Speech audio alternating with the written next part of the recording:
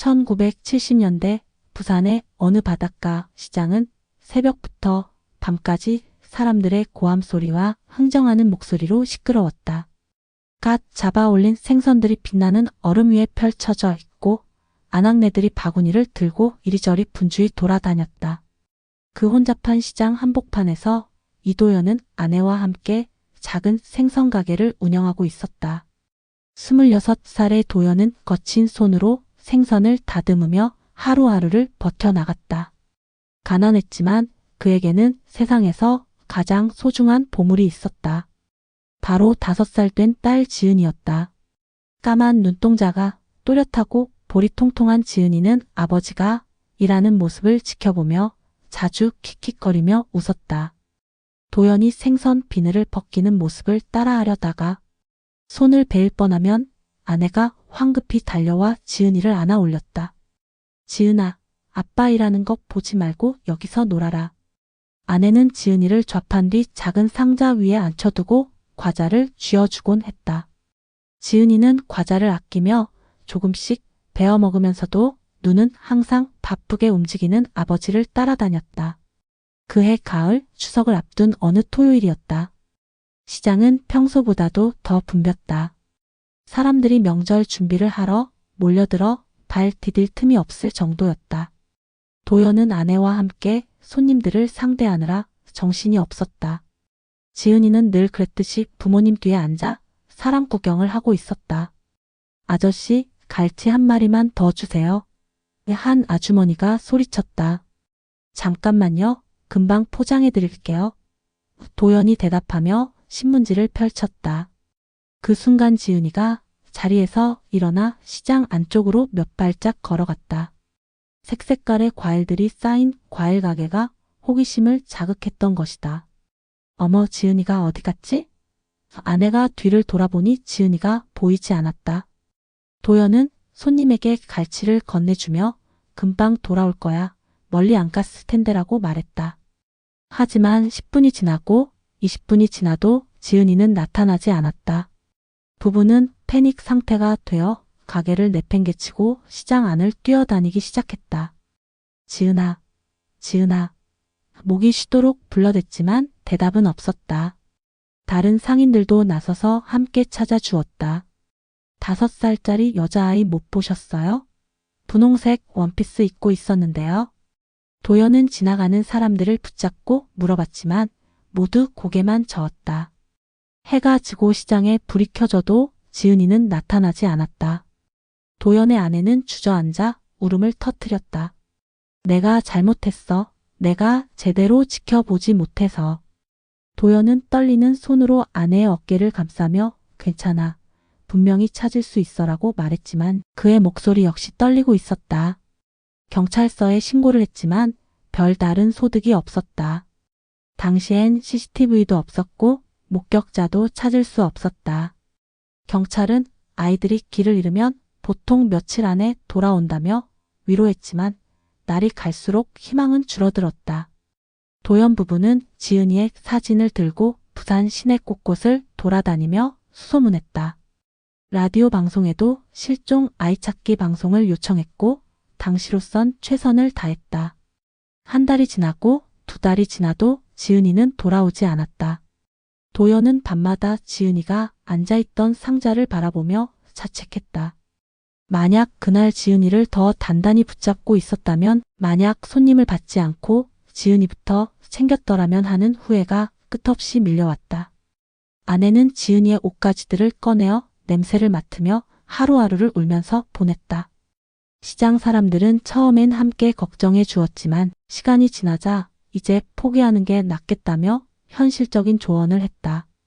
하지만 도연은 포기할 수 없었다. 매일 아침 일찍 일어나 시장 주변을 돌아다니며 지은이를 찾았다.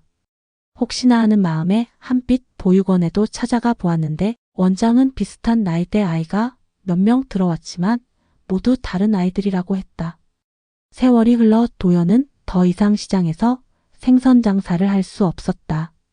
지은이가 사라진 그 자리에서 일한다는 것이 너무 고통스러웠다. 그는 작은 자본금을 모아 다른 사업을 시작했다. 처음엔 작은 식당이었고 그 다음엔 부동산이었다. 무엇을 하든 성공했다. 하지만 그 모든 성공은 잃어버린 딸에 대한 죄책감과 그리움에서 비롯된 것이었다.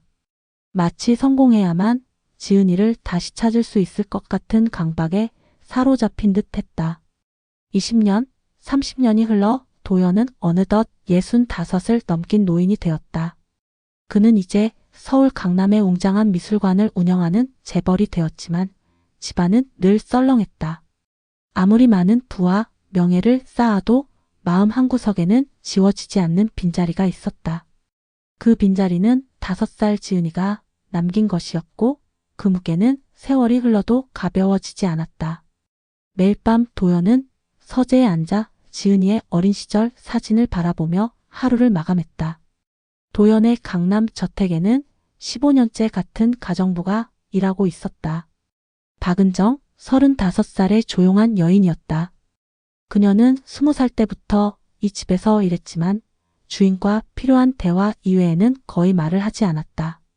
아침 일찍 도착해서 저녁 늦게까지 묵묵히 집안일을 하고 돌아가는 것이 그녀의 일과였다.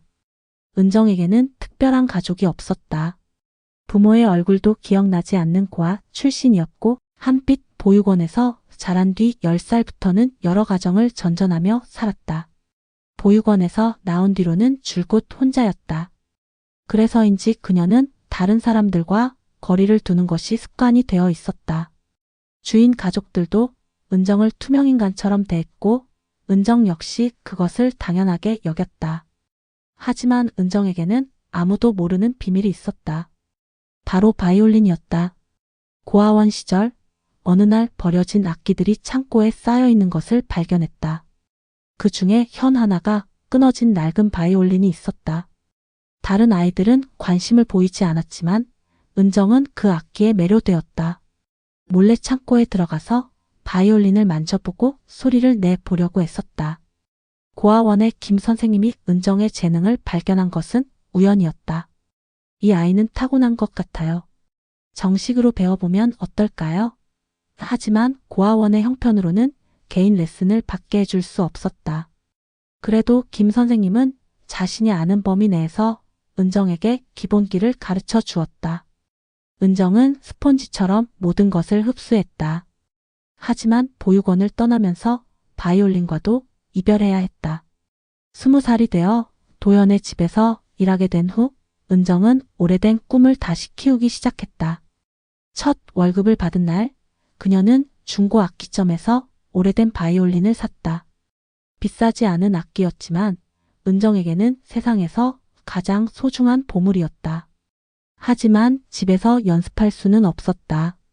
작은 원룸에 살았지만 이웃들에게 피해를 줄까봐 걱정이었다. 그래서 은정은 주로 한강변이나 산 속의 조용한 곳에서 연습했다. 주말이면 작은 가방에 바이올린을 넣고 사람이 없는 곳을 찾아다녔다. 처음에는 고아원에서 배운 기본기도 많이 잊어버린 상태였지만 점점 감각이 돌아왔다. 인터넷으로 동영상을 보면서 독학으로 실력을 늘려갔다. 도연의 집에서 일할 때도 은정의 눈은 자주 거실 한쪽 벽에 걸린 낡은 바이올린을 향했다. 하지만 그것은 장식용에 불과했다. 가족 중 아무도 바이올린을 연주하지 않았고 현도 몇 년째 갈아주지 않아 늘어져 있었다. 은정은 청소를 하면서 바이올린의 먼지를 털어내며 몰래 현을 살짝 튕겨보기도 했지만 그것도 주인이 없을 때만 가능한 일이었다. 어느 날 도연이 해외 출장을 떠나고 가족들도 모두 외출한 저녁이었다. 은정은 늘 그랬듯이 저택의 마지막 청소를 마치고 집을 나서려 했다. 그런데 그날따라 가방 속의 바이올린이 유독 무겁게 느껴졌다. 며칠째 연습을 나가지 못했던 터라 손이 근질거렸다. 잠깐만, 정말 잠깐만. 은정은 주변을 둘러보고 바이올린 케이스를 열었다. 악기를 꺼내 턱에 받치고 활을 든 순간 모든 걱정이 사라졌다. 그녀의 손가락이 현 위에서 춤을 추기 시작했다. 첫 곡은 아베 마리아였다. 고아원에서 처음 배운 곡이자 가장 좋아하는 곡이었다. 거실에 울려 퍼지는 선율은 마치 오랫동안 갇혀있던 새가 하늘로 날아오르는 것 같았다. 은정의 눈에서는 어느새 눈물이 흘러내렸다. 이런 아름다운 공간에서 이렇게 좋은 음향으로 연주할 수 있다는 것이 꿈만 같았다. 그녀는 시간 가는 줄 모르고 연주에 빠져들었다. 바흐, 비발디, 모차르트. 그동안 혼자 연습해온 모든 곡들을 차례대로 연주했다. 하지만 은정이 미처 알지 못한 것이 있었다. 도연이 예정보다 일찍 출장해서 돌아와 현관 앞에 서 있었다는 것을. 도연은 열쇠를 꺼내려다가 집 안에서 들려오는 바이올린 소리에 발걸음을 멈췄다. 처음에는 라디오나 텔레비전 소리인 줄 알았다. 하지만 곧 그것이 라이브 연주임을 깨달았다. 도연은 조심스럽게 현관문을 열고 들어갔다. 복도를 지나 거실로 향하는 계단 위에 서서 그 광경을 지켜보았다. 거실 한가운데에서 은정이 바이올린을 연주하고 있었다. 달빛이 창문을 통해 들어와 그녀의 모습을 은은하게 비추고 있었다. 도연은 그 순간 움직일 수 없었다. 음악이 아름다워서가 아니라 연주하는 그녀의 모습에서 무언가 낯익은 것을 느꼈기 때문이었다. 바이올린 연주가 끝나자 은정은 천천히 악기를 내려놓았다. 그때 계단 위에서 박수 소리가 들렸다. 은정은 깜짝 놀라 뒤를 돌아봤다. 도연이 서 있었다. 은정의 얼굴은 순간 하얗게 질렸다. 죄송합니다. 제가 감히. 은정은 바이올린을 황급히 케이스에 넣으려 했다. 손이 떨려서 제대로 되지 않았다. 누가 허락했어? 도연의 목소리는 차갑게 들렸다. 하지만 그의 표정은 분노보다는 당황에 가까웠다. 내 집에서 함부로. 정말 죄송해요. 다시는 이런 일이. 은정이 고개를 숙이며 사과하려는 순간 도연의 시선이 그녀의 손에 고정되었다. 바이올린을 잡는 손의 모습, 활을 쥐는 자세, 그리고 연주할 때의 몸짓까지. 모든 것이 너무나 익숙했다. 도연의 머릿속에 오래된 기억이 떠올랐다. 시장에서 일할 때 지은이가 종종 손가락으로 허공에 무언가를 그리며 놀곤 했다. 당시에는 단순한 아이의 장난으로 생각했지만 지금 생각해보니 그것은 바이올린을 연주하는 듯한 동작이었다. 라디오에서 클래식 음악이 나올 때면 지은이는 특히 집중해서 듣곤 했다. 너 어디서 배웠어?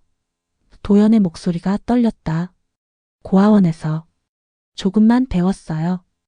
은정은 여전히 고개를 들지 못했다. 고아원? 도연의 심장이 빨리 뛰기 시작했다. 어느 고아원?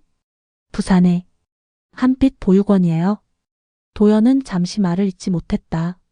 그곳은 30년 전 자신이 지은이를 찾아 헤맬 때 여러 번 찾아갔던 바로 그 보육원이었다. 언제부터 그곳에 있었어? 5살 때 들어가서 10살까지 있었어요.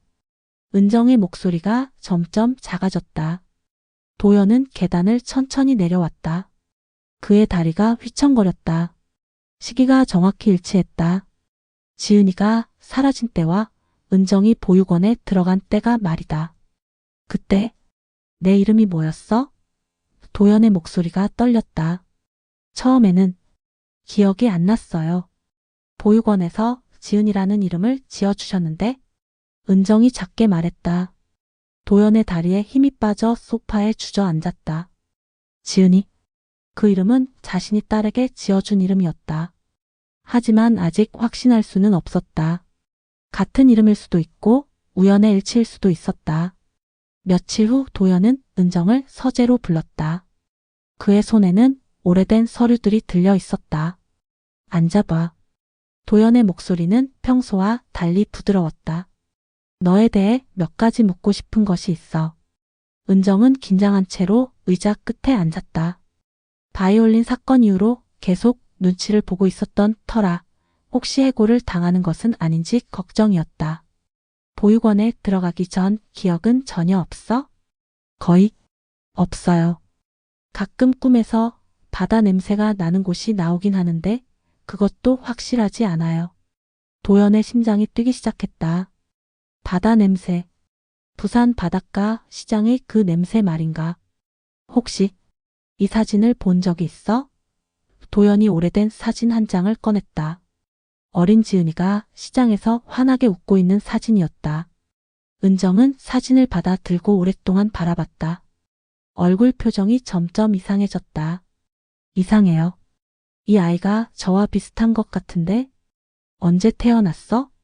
정확한 생년월일은 모르겠어요. 보육원에서 추정해서 만든 거라. 도연은 더 이상 참을 수 없었다. 그는 몰래 은정의 물컵을 챙겨 DNA 검사를 의뢰했다. 일주일 후 결과가 나왔다. 친자 일치율 99.99%. 은정은 분명히 그의 딸이었다. 하지만 도연은 곧바로 이 사실을 말할 수 없었다. 너무나 갑작스럽고 믿기지 않는 일이었다. 또한 은정이 이 사실을 어떻게 받아들일지도 걱정이었다. 몇 주 동안 도연은 은정을 지켜봤다. 그녀의 작은 습관들, 말투, 심지어 웃는 방식까지 모든 것이 어린 지은이를 떠올리게 했다.